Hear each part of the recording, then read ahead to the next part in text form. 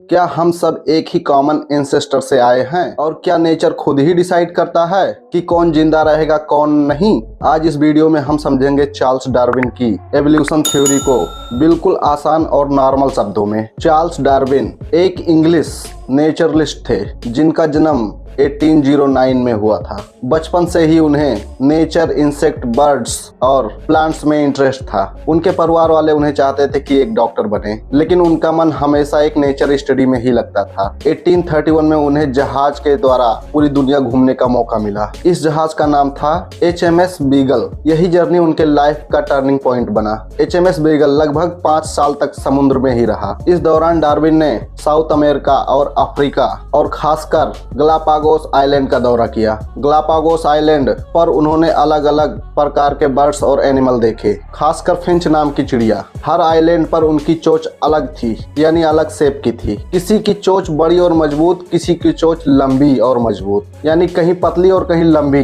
Darwin ने observe किया कि जिन आइलैंड पर हार्ड सीड थे वहाँ के फिंच की चोंच स्ट्रांग थी, जहाँ इंसेक्ट ज्यादा थे। यहीं से उनके दिमाग में एक आइडिया आया, शायद एनिमल एनवायरनमेंट के अकॉर्डिंग चेंज होते हैं। यहाँ जान लेते हैं दोस्तों, एवोल्यूशन का मतलब है समय के साथ ग्रेजुअल चेंजेस। ये चेंजेस 1-2 साल में नहीं बल्कि लाखों करोड़ों साल में होता है। डार्विन ने कहा सभी लिविंग ऑर्गेनिज्म एक कॉमन एंसेस्टर से इवॉल्व हुए हैं, यानी इंसान, बंदर, कुत्ता, बिल्ली, सबका ओरिजिन बहुत पुराना और कहीं ना कहीं एक दूसरे से जुड़ा हुआ है। ये आइडिया उस समय बहुत शॉकिंग था, क्योंकि सभी लोगों का कहना था कि सभी जीव जंतु भगवान के द्वारा बनाए गए हैं। इसीलिए ये न्यूज़ बहुत शॉकिंग था। डार्विन की थ्योरी का सबसे इम्पोर्टेंट कॉन्सेप्ट है नेचुरल सिलेक्शन। नेचुरल सिलेक्शन का सिंपल मतलब है सर्वाइवल ऑफ द फिटेस्ट। ये फर्स्ट बाद में पॉपुलर हुआ, लेकिन आइडिया डार्विन की थ्योरी से जुड़ा हुआ है। इसका मतलब ये नहीं कि जो सबसे स्ट्रांग है वही बचेगा। यहाँ फिटेस्ट का मतलब है जो अपनी इन्वायरमेंट के हिसाब से सबसे बेहतर अडेप्टेड है। एग्जाम्पल, किसी जगह बहुत ज़्यादा ठंड है, वहाँ पर जिन एनिमल्स के पास थिक स्किन होंगे उनके सर्वाइवल के चांस बहुत ज़्यादा बढ़ जाते हैं, और जहाँ पर एनिमल पतले स्किन वाले होंगे उनकी सर्वाइवल पॉसिबिलिटी कम हो जाती है। यहाँ धीरे धीरे थिक फुर वाले एनिमल्स ज़्यादा रिप्रोड्यूस करेंगे और फ्यूचर जनरेशन वही ट्रीट कॉमन हो जाएगा। यही प्रोसेस है नेचुरल सिलेक्शन। डार्विन ने ऑब्जर्व किया कि हर स्पीसीज में थोड़ा थोड़ा वेरिएशन होता है, कोई लंबा, कोई तेज, कोई धीमा, कोई छोटा। यही वेरिएशन नेचर को चूज करने का मौका देते हैं। अगर कोई वेरिएशन एनवायरनमेंट के लिए यूजफुल है तो वो वहाँ आगे बढ़ जाता है। अडाप्टेशन का मतलब है एनवायरनमेंट के हिसाब से खुद को ढाल लेना। थोड़ा और एक एग्जाम्पल समझते हैं। जिराफ की लंबी गर्दन।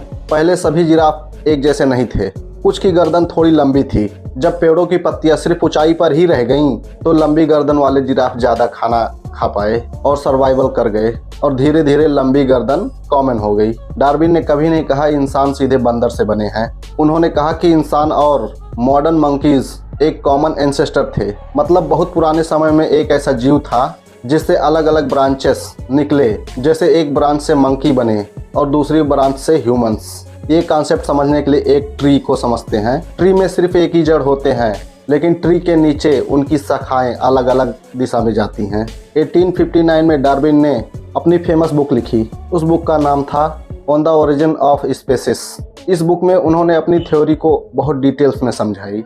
शुरुआत में तो लोगों ने उनका बहुत विरोध किया, जैसे रिलीजियस ग्रुप ने कहा कि ये आइडिया गलत है, लेकिन धीरे धीरे साइंटिफिक एविडेंस बढ़ता गया और डार्विन के थ्योरी को सपोर्ट मिला। दोस्तों, आज हमारे पास कई प्रकार के एविडेंस मौजूद हैं, जैसे कि फॉसिल्स, पुराने जीवों के अवशेष, कंपैरेटिव एनाटॉमी, अलग अलग जीवों के स्ट्रक्चर में समानता, DNA स्टडीज, मॉडर्न जेनेटिक्स ने प्रूव किया कि सभी जीवों का जेनेटिक कोड काफी ज्यादा सिमिलर है। DNA रिसर्च ने डार्विन की थ्योरी को और स्ट्रांग बना दिया। उन्होंने कभी जेनेटिक्स के बारे में नहीं जाना था, लेकिन उनका ऑब्जर्वेशन इतना एक्यूरेट था कि बाद में साइंस ने उसे कंफर्म कर दिया। एवोल्यूशन सिर्फ जंगल या एनिमल्स तक नहीं लिमिटेड है। बैक्टीरिया में एंटीबायोटिक रेजिस्टेंस एक एग्जांपल है। जब हम एंटीबायोटिक यूज करते हैं तो कमजोर बैक्टीरिया मर जाते हैं और कुछ रेजिस्टेंट बैक्टीरिया बच जाते हैं। वही बैक्टीरिया मल्टीपल होकर नई जनरेशन बनाते हैं। ये भी नेचुरल सिलेक्शन का एग्जाम्पल है। डार्विन की थ्योरी ने सोसाइटी में बड़ा डिबेट पैदा किया। यहाँ पर कुछ लोगों ने कहा ये रिलीजन के खिलाफ है, लेकिन साइंस का काम है ऑब्जर्व करना, टेस्ट करना और एक्सप्लेन करना। एवोल्यूशन थ्योरी बिलीफ के बारे में नहीं बल्कि बायोलॉजिकल प्रोसेस के बारे में है। आज दुनिया की ऑलमोस्ट सभी साइंटिफिक तरीके से एवोल्यूशन को एक्सेप्ट करते हैं। आइए एक बार शॉर्ट में समझ लेते हैं।